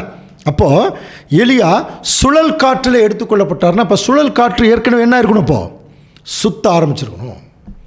அதே தான் ரெவலேஷன்லையும். அப்போது என்ன புரிஞ்சுக்கலான்னா, அதாவது அந்த 3ஆம் உலக யுத்தம் மகா அர்மகதோன் இது ஆரம்பிக்கிறதுக்கு ஜஸ்ட் முன்னாடியே எடுத்துக்கொள்ளப்படுவார்கள் என்று நம்ம விசுவாசிக்கிறத விட இது ஆரம்பிக்கும் போது ஒரு குறிப்பிட்ட காலத்தில் திருச்சபை தாங்கள் இந்த பூமியிலிருந்து அவர்கள் எடுபடி போகிறத அவர்கள் என்ன செய்வாங்க? அவர்கள் பார்க்கக்கூடிய அப்படின்னு என்ன, அவருடைய மரணத்தின் மூலம் அவர்கள் அதை கன்ஃபார்ம் பண்ணக்கூடிய நிலைமையில் இருப்பாங்க. அதை தான் அங்கே முக்கியமாக சொல்கிறார். இந்த அழிவு வருவதற்கு முன்பாகவே, எரிகோ பட்டணம் அழிவதற்கு முன்பாகவே இந்த அம்மா சிவப்பு நூலை கட்டிட்டாங்க. கவனிக்கிறீங்களா? அப்படின்னா இந்த 2 மனுஷர் வந்தாங்க பாருங்கள். இந்த அம்மா கிட்ட பேசினாங்க இல்லையா? இந்த அம்மா கிட்ட எதுக்கு வந்தாங்க? இவங்க அனுப்பிச்சது யார்? யோசுவா 2 பேர்த்து அனுப்புகிறார். அவர்கள் தேசத்தை வேவு பார்க்குறாங்க. அப்புறம் பர்டிகுலராக ராகாபை சேவ் பண்ணுறதுக்கு என்ன வழியோ அதை செஞ்சுட்டு போயிட்டாங்க. கவனிக்கிறீங்களா? எரிகோ பட்டணத்தை வேவு பார்க்குறாங்க. அடுத்தது ராகாபை சேவ் பண்ணுறதுக்கு அந்த விசுவாசத்தினுடைய அடிப்படையில், தேவன் மேலே வைத்திருந்த விசுவாசத்தினுடைய அடிப்படையில் அந்த அம்மாவுக்கு என்ன பண்ணிட்டாங்க? ஒரு இன்ஸ்ட்ரக்ஷன் கொடுத்துட்டு போயிட்டாங்க. இது ஒன்று. அடுத்தது இந்த அழிவு வரும்போது அதே 2 பேர் தான் என்ன பண்ணுறாங்கன்னா அந்த ராகாபையும் அவங்க குடும்பத்தாரையும் காப்பாற்றுறாங்க. அதே 2 பேர் தான் என்ன சொல்கிறாங்கன்னா, அழிவு டோட்டலாக வர்ற வரைக்கும் வீட்டை விட்டு என்ன பண்ணிடாதீங்க, வெளியே வந்துடாதீங்க. புரியுதுங்களா? அப்போது இந்த இன்ஸ்ட்ரக்ஷன் எல்லாம் கொடுக்குற அந்த 2 மனுஷர், விசேஷமாக இந்த 2 மனுஷரை யார் அனுப்பிச்சதுன்னா யோசுவா தான் அனுப்புகிறார். யோசுவா நமக்கு தெரியும், ஆண்டவர் இயேசு கிறிஸ்து. இப்போ ஒருவேளை இப்போ இந்த இந்த இந்த இந்த கான்செப்டினுடைய அடிப்படையில் அந்த ராகாப் என்கிற அந்த அம்மா வேசி, அந்த அம்மா கடைசியால திருச்சபைக்கு நிழலாக இருந்தால், இப்போ ஆண்டவர் இயேசு கிறிஸ்து இந்த கடைசிகால திருச்சபையோட யார் மூலமாக தொடர்பு கொள்வார் அப்படின்னா, தனக்கு 2 பேர் வேவுகாரர்கள் இருக்காங்க. அந்த 2 பேர்த்து மூலமாக தான் தொடர்பு கொள்வார். இப்போ உங்களுக்கு புரிஞ்சிருக்கும்னு நினைக்கிறேன். யார் அந்த 2 பேர்? புரியலையா? யாருங்க அந்த 2 பேர்? ஆண்டவர் இயேசு கிறிஸ்து இன்னைக்கு நம்ம மூலமாக நம்ம கிட்ட அவர் எப்படி தான் எதன் மூலம் தான் தொடர்பு கொண்டிருக்காருன்னு சொல்லி கவனிக்கும்போது அந்த 2 பேர் யாருன்னா அந்த 2 மனுஷர். கவனிக்கிறீங்களா? யார் அந்த 2 மனுஷர்?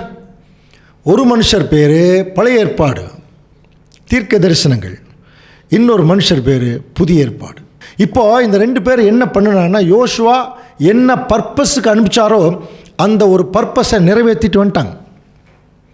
அதே மாதிரி தாங்க தேவனுடைய வசனம் கூட படிச்சிருக்கிறோம் இல்லையா? ஏசாயா 55ஆம் அதிகாரம் 10ஆம் வசனம் பல முறை படிச்சிருக்கிறோம். மாரியும் உறைந்த மழையும் வானத்திலிருந்து இறங்கி அவ்விடத்திலிருந்து திரும்பாமல் பூமியை நனைத்து அதன் முளை கிளம்பி விளையும்படி செய்து விதைக்கிறவனுக்கு விதையும் புசிக்கிறவனுக்கு ஆகாரத்தை கொடுக்கிறது எப்படியோ அப்படியே என் வாயிலிருந்து புறப்படும் வசனம் இருக்கும். கவனிங்க, நான் யாரை அனுப்புகிறனோ அதுதான் அதனுடைய அர்த்தம். அது வெறுமையாக என்னிடத்தில் திரும்பாமல் நான் அதை விரும்புகிறதை செய்து நான் அதை அனுப்பின காரியமாகும்படி வாய்க்கும். இப்போ என்ன நடந்திருக்கு? இந்த 2 வேவுகாரர்கள் போய் தேசத்தை வேவு பார்த்துட்டாங்க, என்ன நடக்க போகுதுன்னு சொல்லிட்டாங்க. இப்போ என்ன நடக்க போகுதுன்னு யார் சொல்கிறதுங்க? ஏசாயா தீர்க்கதரிசி சொல்கிறார், எசேக்கியேல் சொல்கிறார், சகரியா சொல்கிறார். இவங்கெல்லாம் யாருங்க? பழைய ஏற்பாடு. இந்த உலகத்தினுடைய 3ஆம் உலக யுத்தமே எப்படி நடக்குங்கிறதெல்லாம் படிச்சிருக்கிறோம் இல்லையா?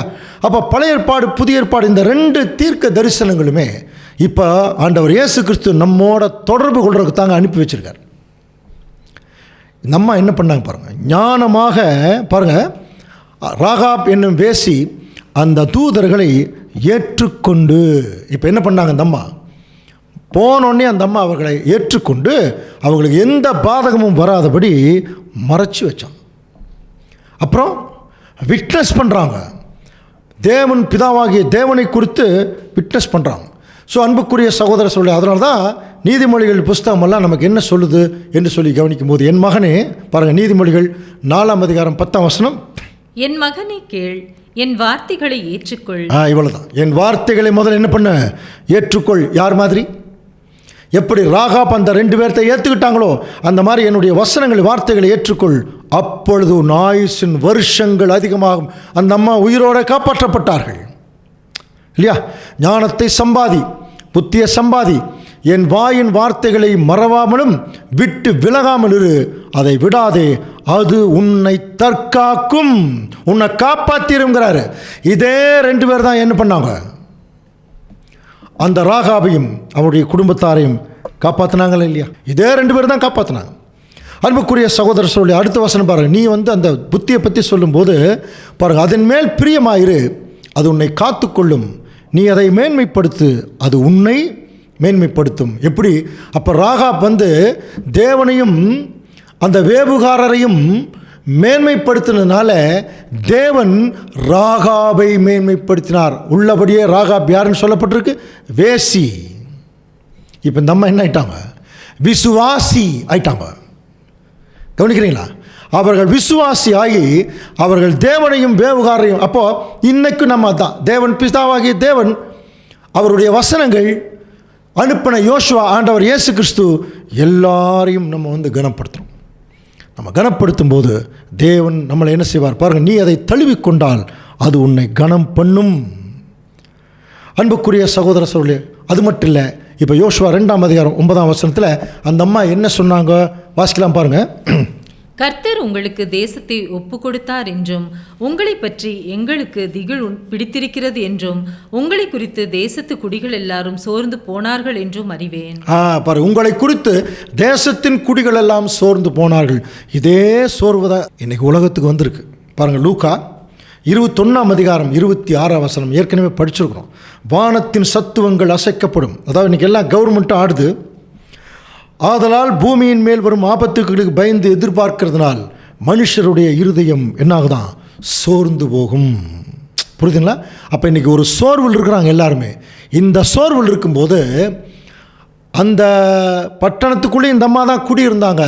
இந்த அம்மா என்ன சொல்கிறாங்கன்னா, எல்லாம் சோர்ந்துருக்காங்க, ஆனால் நான் சொல்கிறேன், கேள்விப்பட்ட போது, இது எல்லாரும் கேள்விப்பட்ட போது பாருங்கள், எங்கள் இருதயம் கரைந்து போயிட்டு உங்களால் எங்களுடைய தைரியம் மட்டும் போயிட்டுன்னு சொல்லிட்டு அடுத்த வசனம் தான் ரொம்ப முக்கியம். உங்கள் தேவனாகிய கர்த்தரே உயரே வானத்திலும் கீழே பூமியிலும் தேவனானவர். ஸோ இந்த அம்மா முழுமையாக பிதாவாகிய தேவனையும் கிறிஸ்துவை எல்லாத்தையும் விசுவாசிக்கிறான். கிறிஸ்துவைன்னு நமக்கு புரியும். யோசுவா கடைசி கால திருச்சபையின் பிள்ளைகள் இந்த விசுவாசத்தின் மூலம் தான் ரட்சிக்கப்பட போகிறார்கள். நல்லா புரிஞ்சுக்கலாமா? விசுவாசத்தின் மூலம். அதனால தான் 1 பேதுரு 1:6 வாசிக்கலாம். இதிலே நீங்கள் மிகவும் சந்தோஷப்படுகிறீர்கள் என்றாலும் துன்பப்பட வேண்டியது அவசியமானதால் இப்பொழுது கொஞ்சம் காலம் பலவிதமான சோதனைகளினாலே துக்கப்படுகிறீர்கள். இதை வசனம் பலமுறை படிச்சிருக்கோம் இல்லையா? துக்கப்படுறீங்க, இப்போ கொஞ்சம் சந்தோஷப்படுறீங்க, ஆனாலும் கொஞ்சம் என்ன பண்ணும்? பலவித சோதனையில் அகப்படணும். அழிந்து போகிற பொன் அக்கினினாலே சோதிக்கப்படும், அதை பார்க்கிலும் உங்கள் விசுவாசம் சோதிக்கப்படும். அதை ஜெயிக்கும் போது, இயேசு கிறிஸ்து வெளிப்படும் போது உங்களுக்கு புகழ்ச்சியும் கனமும் மகிமையும் உண்டாக காணப்படும். ரொம்ப கிளியராக சொல்கிறார். அப்போது கடைசி கால திருச்சபையின் பிள்ளைகளுக்கு இப்போ அதிகமாக நம்ம பார்க்க வேண்டியது வாட்ஸ்அப்பை இல்லை, ஃபேஸ்புக்கு இல்லை, இல்லைங்களா? இன்ஸ்டாகிராம் ஏதோ போனோகிராம் அந்த கிராமெல்லாம் கிடையாதுங்க.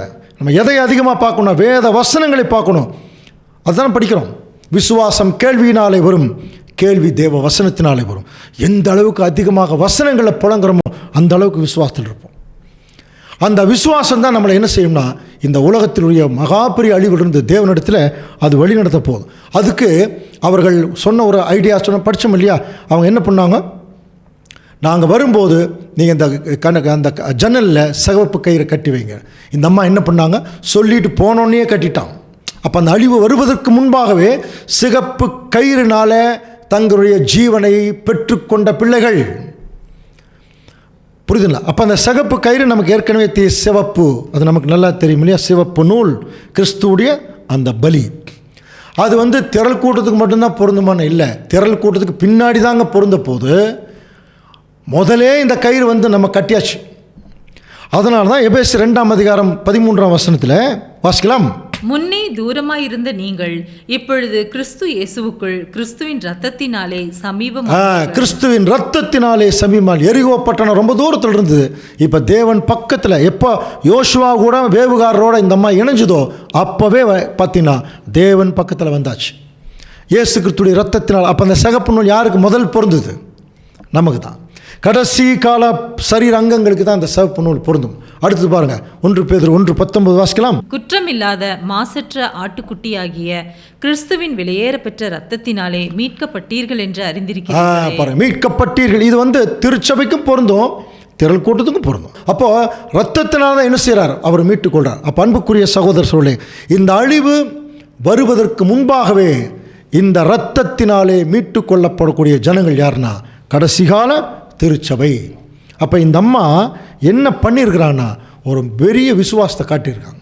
அதில் மட்டும் இல்லை, கீழ்ப்படிஞ்சிருக்காங்க.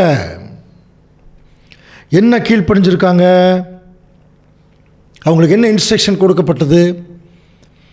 முற்றிலும் இந்த பிரச்சனை சால்வ் ஆகிற வரைக்கும் நீங்கள் எங்கே தான் இருக்கணும்? வீட்டுக்குள்ளே தான் இருக்கணும், வெளியே வந்துடக்கூடாது. இப்போ நம்ம எந்த வீட்டுக்குள்ளே இருக்கிறோம்? விசுவாச வீடு அல்லது விசுவாசம், புரியுதுங்களா? அல்லது நம்ம தேவனுக்குள் இருக்கக்கூடிய அந்த அடைக்கலம், புது சிருஷ்டி நிலைமை, இதெல்லாம் தான் அந்த வீட்டுக்குள் இருக்கிறது. இதை விட்டு வெளியே வரக்கூடாது. எது வரைக்கும் வெளியே வரக்கூடாது? ஏசாயா 26:20 வாசிக்கலாம். என் ஜனமே, எப்படி கூப்பிடுறாரு பார்த்தீங்களா? என் ஜனமே, நீ போய் உன் அறைக்குள்ளே பிரவேசித்து உன் கதவுகளை பூட்டிக்கொண்டு சினம் கடந்து போகும் மட்டும் கொஞ்ச நேரம் ஒழிந்து கொள். கவனிக்கிறீங்களா? நம்ம ஏற்கனவே செப்பனியா புஸ்தகத்தில் படிச்சிருக்கோம் இல்லையா? சினம், எரிச்சலின் அக்கினினால் சினம் எல்லாம் வருதுன்னெல்லாம் படிக்கணும் இல்லையா? இந்த சினம் கடந்து போக மட்டும் நீ என்ன பண்ணிக்கோ? உன் கதவுகளை பூட்டி கொண்டு நீ எப்படி இருக்கு? உள்ளேயே. அப்படின்னு என்ன அர்த்தம்? விசுவாசத்துக்குள்ளேயே இருக்கணும், அதை விட்டு வெளியே வந்துடக்கூடாது. நிறைய பேர் அப்படித்தாங்க. ஏதோ ஒரு பிரச்சனை வந்துச்சுன்னா உடனே விசுவாசத்தை விட்டு வெளியே போயிடும். அப்படி இருக்கக்கூடாது. அப்போ தான் நம்ம என்ன செய்யணும்? தேவன் நம்ம கொடுத்துருக்கிற இந்த சோதனையின் காலத்தில் அந்த விசுவாசத்துக்குள்ளேயே இருக்கணும்.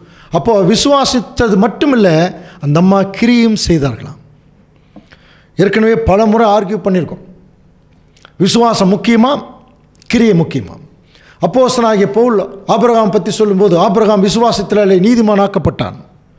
உடனே இன்னொருத்தர் யாக்கோபுடைய வசனத்துக்கு சொல்கிறாங்க. எப்படி பாருங்க, 2 யாக்கோபு 2:17 வாசிக்கலாம்.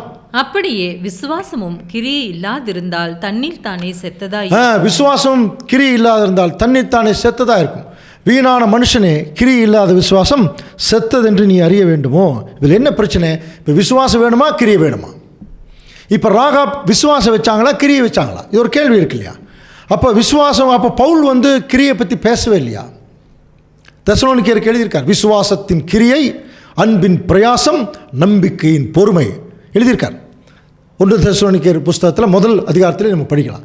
அப்போது ஒரே ஆவியில் தான் திருச்சபையின் பிள்ளைகள் பேசியிருக்காங்க. ஆனால் இந்த இடத்துல விசுவாசம் எங்கே இருக்குது, கிரியை எங்கே இருக்குது என்று சொல்லி கவனிக்கும் போது நல்லா புரிஞ்சுக்கலாம். விசுவாசம் இல்லாமல் கிரியை இல்லை, கிரியை இல்லாமல் விசுவாசம் இல்லை.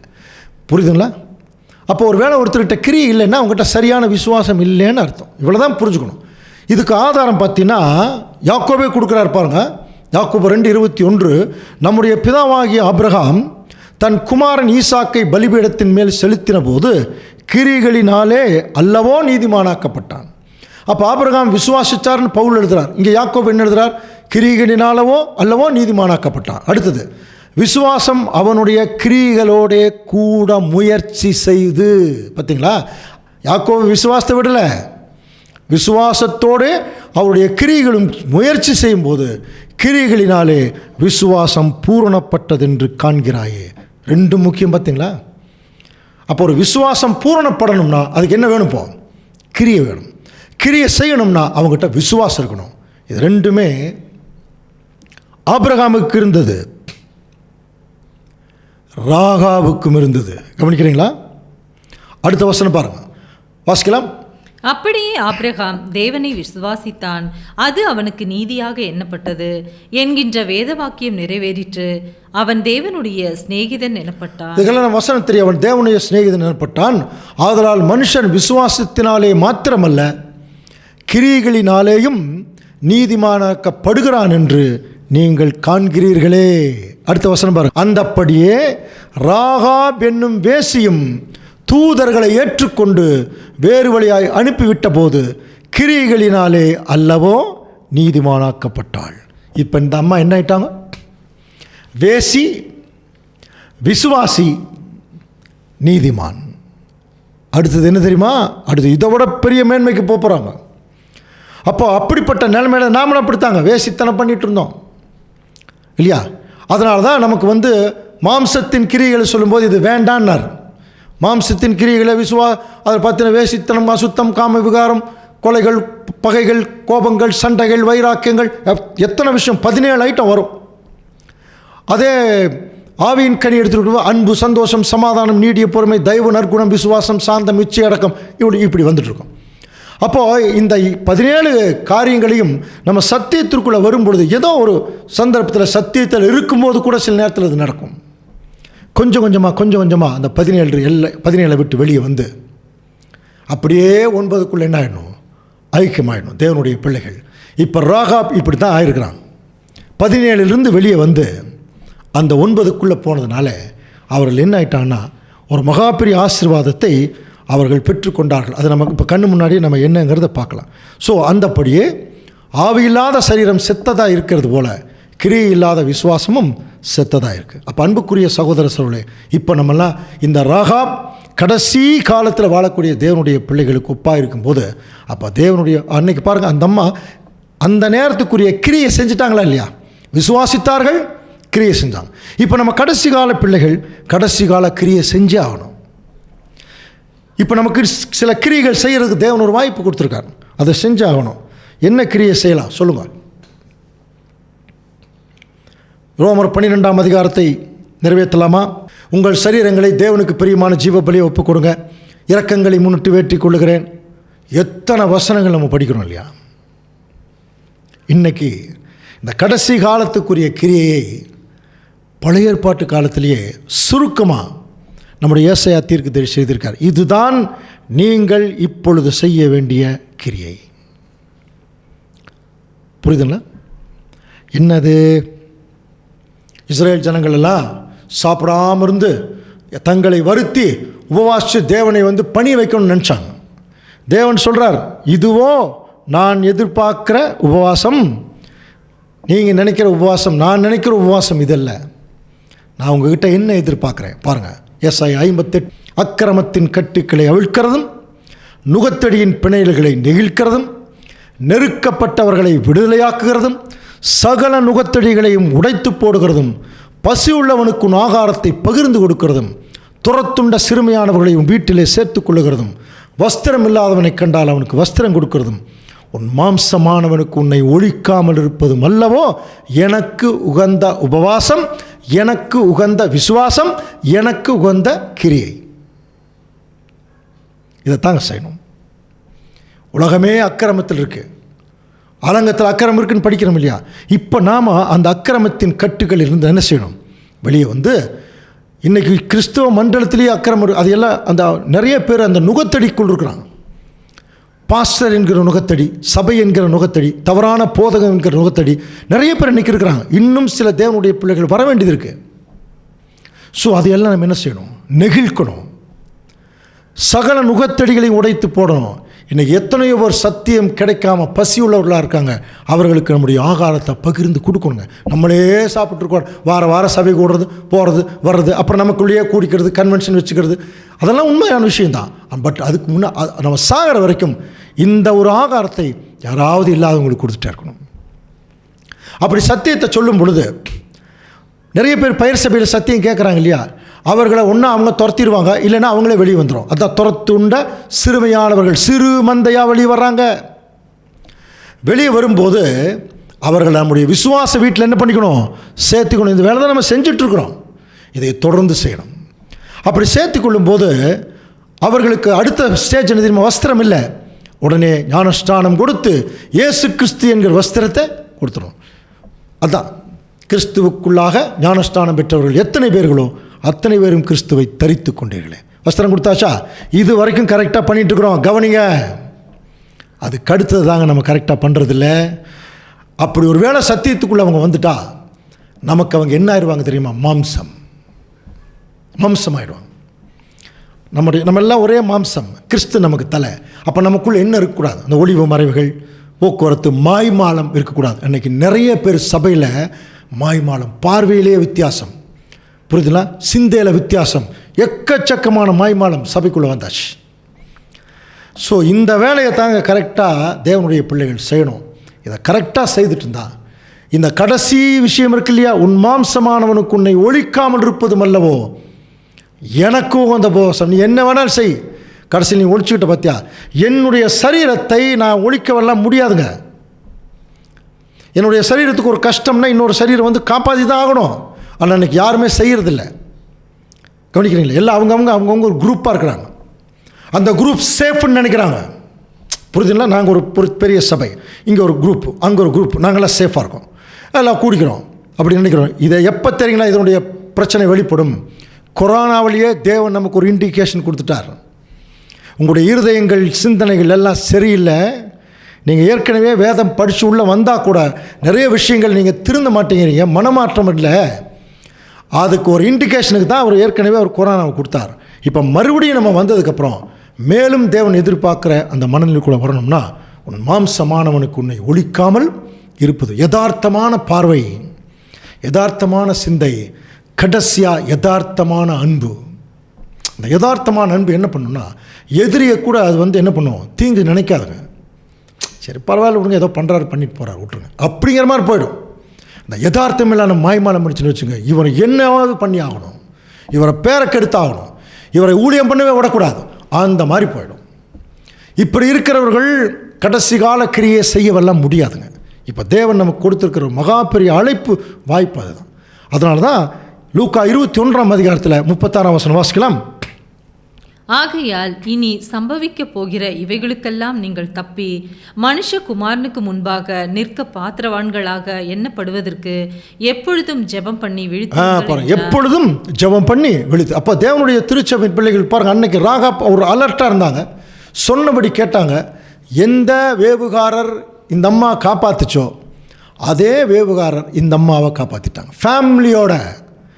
அதே தாங்க பிதாவாகிய தேவனுடைய வசனங்கள் கிறிஸ்துவின் மூலம் நமக்கு கிடைக்கும்போது அதை நம்ம இறுக பிடிச்சிட்டோம்னா இந்த வசனமே நமக்கு என்ன பண்ணணும்? ஒரு பாதுகாப்பு, தற்காக்கும். கிளியராக சொல்கிறார். அதனால தான் பாருங்கள், கர்த்தரை நம்பி நன்மை செய், தேசத்தில் குடியிருந்து எதையும் மேய்ஞ்சுக்கோ, சத்தியத்தை மேய்ந்துகொள், வேற ஒன்றையும் மேய்ஞ்சிடாத, விஷத்தை மேய்ஞ்சிடாதேன்னு அர்த்தம். அரளி விதையை அரைச்சி குடிச்சிடாதே. புல்லுள்ள இடங்களில் தேவன் நம்மளை மேய்க்கிறதுக்கு ரெடியாக இருக்கார். நல்ல விஷயங்களை கற்றுக்கோ, நல்ல சத்தியங்களை கேளு, நல்லா கேளு. அடுத்து அப்படி கற்றுக்கிட்டோம்னா தீமையை பாருங்கள், தீமையை விட்டு விலகி நன்மை செய், என்றென்றைக்கும் நிலைத்திருப்பாய். ஸோ இந்த ஒரு அட்வைஸ் தான் தேவன் நமக்கு இப்போ கொடுக்குறார். இப்போ அங்கே ராகாபுடைய டோட்டல் குடும்பமே இந்த நன்மையில் காப்பாற்றப்பட்டார்கள். அதனால தான் நமக்கும் கலாத்தியருக்கு பவுல் எழுதும்போது நன்மை செய்கிறதுல சோர்ந்து போகாமல் இருப்போமாக. இப்போ பாருங்கள், இந்த அம்மாவுக்கு ஒரு மகா பெரிய விசுவாசத்தில் என்ன வந்துச்சு தெரியுங்களா? தைரியம் வந்துச்சான். பேதுரு எழுதுவாருடைய விசுவாசத்தோடைய தைரியத்தையும். அப்போ தேவன் தான் இவர்களை காப்பாற்றிருக்கார், அவர் தான் உண்மையான கடவுள்னு சொல்லும்போது அந்த வேவுகாரரை காப்பாற்ற வேண்டியது இந்த அம்மாவுடைய கடமை. ராஜாவே ஆட்கள் அனுப்பி பார்க்கும்போது கூட இந்த அம்மா தைரியமாக என்ன பண்ணுச்சுன்னா அவர்களை மறைச்சிச்சு. பார்த்தீங்களா? அதுதான் எப்படி மறைச்சது? ஞானத்தோட. புரியுதுங்களா? அதான் விசுவாசத்தோடைய தைரியம், தைரியத்தோடைய ஞானம். அப்படியே அந்த வசனங்கள் அப்படியே போயிட்டுருக்கும். அப்போ அன்புக்குரிய சகோதர சகோதரி, அப்போது தேவனுடைய பிள்ளைகள் இப்போ ராகாபை ஒரு முக்கியமான அடையாளம் நம்ம வச்சுக்கிட்டோம்னா, அந்த அம்மாவுக்கு இப்படி எல்லாம் ஏற்கனவே சோர்ந்து போய் சரி நீங்களும் வந்துட்டீங்க எப்படியோ போங்க அப்படின்னு விட்டுருக்கலாம். ஆனால் அவங்க பாதுகாப்பு கொடுத்து கரெக்டாக செய்ய வேண்டிய செய்தான். இதைத்தான் அங்கே சொல்கிறார், நன்மை செய்கிறதிலே சோர்ந்து போகாமல் இருப்போமாக. நாம் தளர்ந்து போகாதிருந்தால் ஏற்ற காலத்திலே அறுப்போம். ஆகையால் நமக்கு கிடைக்கும் சமயத்திற்கு தக்கதாக யாவருக்கும், அப்புறம் விசேஷமாக விசுவாச குடும்பத்தார்களுக்கும் நன்மை செய்ய கடவும். இந்த அம்மாவுடைய ஒரு ஸ்பெஷல் கேரக்டர் என்ன தெரியுங்களா? என்னை மட்டும் காப்பாற்றுங்கன்னு சொல்ல. இன்றைக்கி சத்தியத்துக்குள்ளே வர்றவங்க எல்லாம் என்ன நினைக்கிறாங்க தெரியுங்களா? அவங்களுடைய ஃபேமிலி அப்படியே சேஃபாக இருக்கணும், எந்த பிரச்சனையும் வந்துடக்கூடாது. புரியுதுங்களா? இப்படித்தாங்க நினைக்கிறாங்க எல்லாருமே. தேவனுடைய பிள்ளைகள் தங்களை விட தங்களுடைய சபை மக்களுடைய மேன்மைக்காகத்தான் வாழணும். புரியுதுங்களா? அதுக்கு தான் ஓடணும், அதுக்கு தான் நிறைய பிரயாசங்கள் பண்ணணும். சுயநலமாகவே வாழ்ந்துட்டுருக்கிறது நிறைய பேர் அப்படி தான். அவங்களுடைய காரியங்கள் சில நேரத்தில் போய் பேசும்போது கூட அவங்கள பற்றியே தான் பேசுவாங்க. அப்போ அவர்களை பற்றியே யார் அதிகமாக பேசுகிறாங்களோ அவங்கள சுயநலவாதிகள் ஈஸியாக புரிஞ்சுக்கலாம். அப்போ தேவனுடைய பிள்ளைகள், திருச்சபையின் பிள்ளைகள் அவர்களை பற்றியும் பேச மாட்டாங்க, மற்றவர்களை பற்றியும் பேச மாட்டாங்க. அப்புறம் என்ன தான் பேசுவாங்க? அவங்க சத்தியத்தை குறித்து தாங்க பேசுவாங்க. அவங்க கேட்ட விஷயம் அதை தான், அவங்க பார்த்த விஷயம் தான். இப்போ தேவனுடைய பிள்ளைகள் இன்றைக்கி ராகாப்பை நம்ம வேசின்னு சொல்லிடுறோம். ஆனால் அந்த அம்மா இன்றைக்கி எவ்வளோ பெரிய இன்ஸ்பைரேஷனாக இருக்கிறாங்க பாருங்கள். விசுவாசித்தார்கள், கிரியை செஞ்சாங்க, தைரியமானாங்க, காப்பாற்றினாங்க, கடைசியாக தன்னுடைய குடும்பத்தையும் சேவ் பண்ணாங்க இல்லையா? அந்த ஒரு அரவணைக்கக்கூடிய ஒரு மைண்ட் இருக்கணும், தன்னுடைய குடும்பத்தையும் சேர்த்து காப்பாற்றணும் என்கிற மைண்ட் இருக்கணும். இந்த மாதிரி ஒரு மகா மேன்மையான ஒரு நல்ல குணத்தை அந்த அம்மா காட்டினதுனால வேசி, விசுவாசி, நீதிமான் இந்த ஸ்டேஜுக்கு வந்துட்டாங்களா? கடைசியாக அந்த எரிகோ பட்டணத்தினுடைய முடிவில் அவங்களுக்கு என்ன ஸ்டேஜுக்கு போயிட்டாங்க? காப்பாற்றப்பட்டு போயிட்டாங்க. கடைசியாக அவங்க எங்கே வந்தாங்க தெரியுங்களா? நமக்கு நல்லா தெரியும், கிறிஸ்துவுடைய சந்ததியில் வந்துடுறாங்க பாருங்கள். அது நமக்கு தெரியும் இல்லையா? ஏற்கனவே வேறு சப்ஜெக்டில் பார்த்துருக்கோம். மத்தேயு 1:2 வாசிக்கலாம். ஆபிரகாம் ஈசாக்கை பெற்றான், ஈசாக்கு யாக்கோபை பெற்றான், யாக்கோபு யூதாவையும் அவன் சகோதரரையும் பெற்றான். அப்படியே வரிசையாக வந்தோம்னா 5 பாருங்கள். சல்மோன் போவாசை ராகாபினிடத்தில் பெற்றான். சல்மோன் போவாசை ராகாபினிடத்தில் பெற்றான். போவாசுடைய அம்மா யார்? ராகாப். அப்புறம் போவாஸ் ஓபேதை ரூத்தினிடத்தில் பெற்றான். ஓபேத் ஈசாயை பெற்றான். ஈசாய் தாவீதை பெற்றான். படிச்சிருக்கிறோமா? எந்த சந்ததியில் அந்த அம்மா வந்துருச்சு பாருங்கள். இயேசு கிறிஸ்துவை பற்றி சொல்லும்போது தாவீதின் சந்ததியில் கிறிஸ்து வர்றார். தாவீதின் சந்ததியில் கிறிஸ்து மட்டும் வரலிங்க, ராகாபும் வர்றாங்க. காரணம் என்ன? ராகாபுடைய செய்த மேன்மை. அதுக்கு தான் தேவன் என்ன செய்கிறார்னா இவ்வளோ பெரிய ஆசீர்வாதத்தை அங்கே ராகாப்புக்கு கொடுக்குறார். கடைசியாக 2 வாசிச்சு முடிக்கலாம். 2 தீமோத்தேயு 1:9. அவர் நம்முடைய கிரியைகளின்படி நம்மை ரட்சியாமல் தம்முடைய தீர்மானத்தின்படியையும் ஆதி காலம் முதல் கிறிஸ்து இயேசுவுக்குள் நமக்கு அருளப்பட்ட கிருபையின்படியையும் நம்மை ரட்சித்து பரிசுத்த அழைப்பினாலே அழைத்தார். அதனால் அன்புக்குரிய சகோதரரை, சத்தியத்தை கை கொண்டு வருகிற நீதியுள்ள ஜாதி உள்ளே பிரவேசிப்பதற்காக வாசல்களை திறவுங்கள். அங்கே அலங்கம் இடிஞ்சு விழுந்தது. ஆனால் ராகாபுக்கு தேவன் ஒரு வாசலை அங்கே திறந்து விட்டான். காரணம் என்ன? நம்ம யாரை புடிச்சிட்டாங்க தெரியுங்களா? முதல்ல வேவுகாரை பிடிச்சிட்டான். வேவுகாரர் அனுப்பின யோசுவாவை பிடிச்சான். ஏன்னா யோசுவா தான் அனுப்பிச்சிருக்காரு. வேவுகாரர் அனுப்பின யோசுவாவை மட்டும் இல்லை, யோசுவாவை அனுப்பின தேவனை பிடிச்சாங்க. உங்கள் தேவனே மேலே வானத்திலும் பூமியிலேயும் உண்மையான தேவன்.